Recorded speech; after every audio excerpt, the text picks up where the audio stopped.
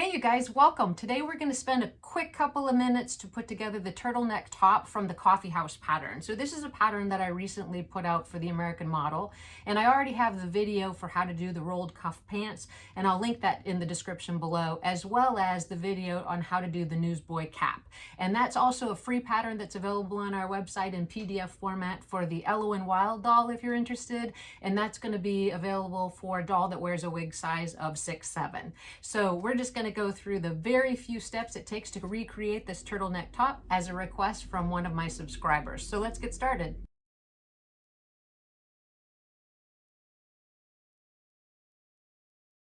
In the last video, we had done the coffee house rolled cuff trousers. So one of my subscribers had asked if I was going to be doing the turtleneck top, and I wasn't going to, but I figured since I did the rest of the pattern pieces, maybe that would be helpful to some people that haven't had that opportunity yet to sew a turtleneck. So this is the cover for the American model doll. This is also available for several other fashion dolls as well, if you're interested, from the 16-inch line mostly. So we're going to go ahead and get started on that turtleneck. So let's look at our pieces. Super easy. We just have the front of the top, the back of the top, the sleeves, and then actually the turtleneck. Now I think the key to sewing tops for dolls, turtlenecks, t-shirts, and things like that is the material that you choose to start with. My preference is always a blend with some content of cotton in it. It just holds a better press when you're trying to hem the cuff and hem at the waist, so I think it's just a little bit easier. If you use a four-way stretch, you just want to make sure the material is not too stretchy, because what it ends up doing is sort of distorting the shape of the top, and I just think it's a little bit better if it stays true to its size, if you will.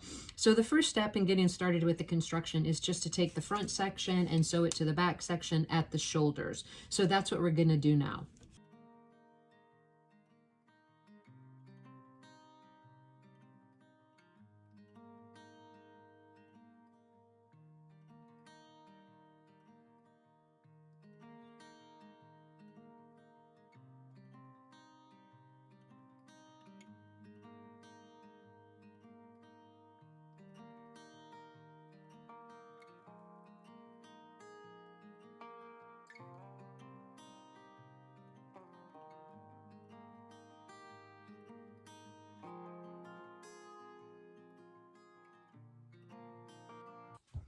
Now that we have the front and back of the turtleneck sewn together at the shoulder seam, we're going to go ahead and add the sleeves. Now I'm going to take the steps of construction a little bit different than they are written in some of the directions, because this is just my preferred method. And as I've often said, there's several ways to accomplish the same end goal. So I like to put the sleeves in before I actually put the collar on, and I'll show you why as we go through the process. So I'm going to turn the hem edge of the sleeves up 1/4 of an inch and press them, bring them back over and run that hem stitch on them, and then inset the sleeves into the actual top. So those are going to be the next two steps.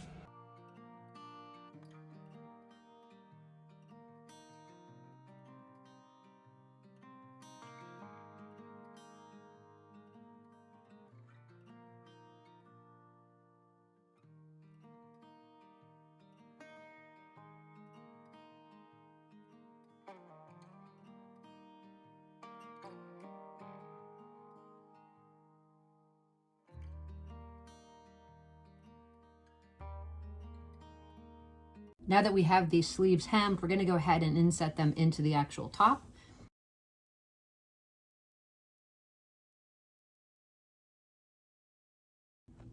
Now everyone does this a little bit different. My preference is to just start the sleeve in the armhole opening with one pin, and then to just work the sleeve cap around the armhole opening. It seems easier than pinning it in place, and it tends to avoid creating tucks and puckers that I'm not wanting.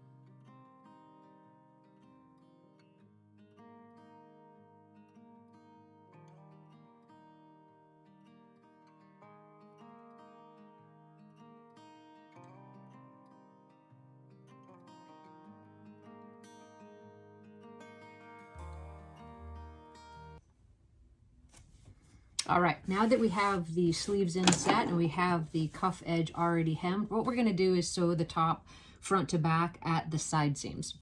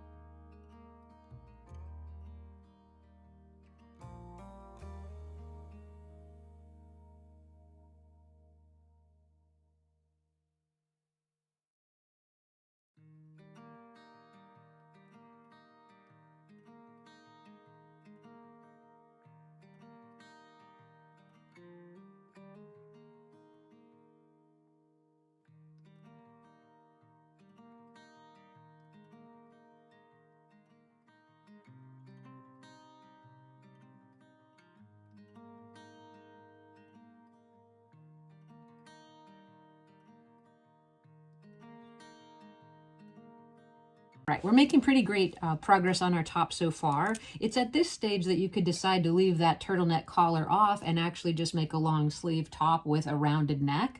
So you already have the pattern for that as well, if that's a style that you're interested in trying to make. The next thing we're going to do is we're going to run a zigzag stitch down both back openings as well as along the hem edge, and I find that to just help when I'm hemming the garment later. So this is an optional step. It's not listed in the directions of the patterns. It's just my personal preference and how I tend to finish the garment. So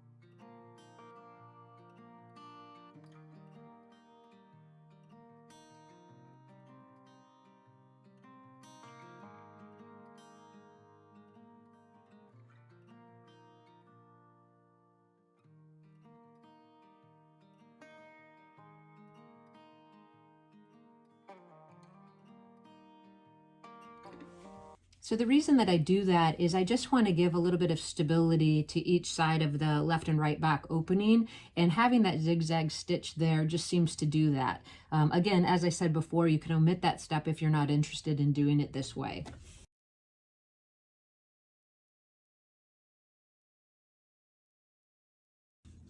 So I've already gone ahead and finished one side of that collar, and now I'm going to attach it at the neckline of the top. The thing that I want to keep in mind is I'm going to need to stretch this material all the way around to match the neck opening, and it's kind of a hit or miss sometime depending on the stretch. So just give yourself a little bit of time to sort of figure this step out.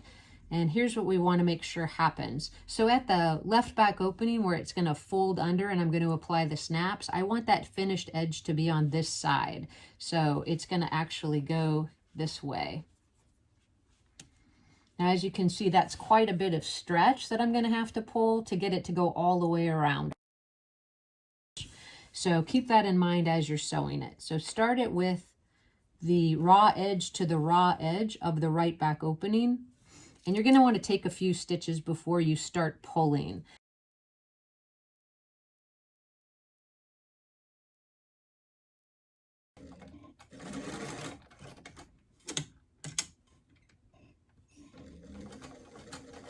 All right, once you get it started, you're going to want to physically pull the collar and not pull the shirt. So you want to make sure that those shoulder seams are still open, and you want to just pull the collar and stitch. I like to go a few stitches and then pull again. So you want to make sure that you get to that other side with the collar.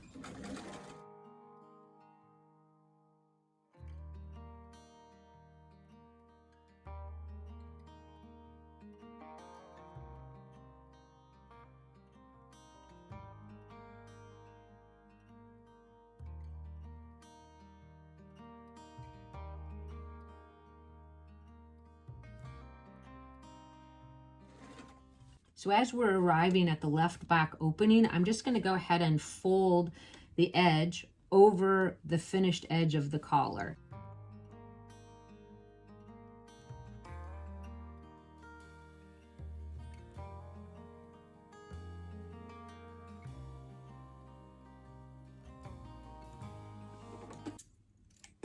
So here's what we've got. We've attached the collar. We made it all the way. We're checking both sides to make sure it looks okay.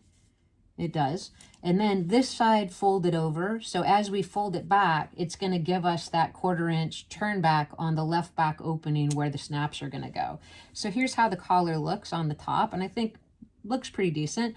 What we have an option to do here is to go ahead and press that seam allowance down and then top stitch very close to that seam just to make sure that the seam allowance stays pressed to the inside of the top. So let me do those steps now, and then we'll get the hem on and then do that center back seam.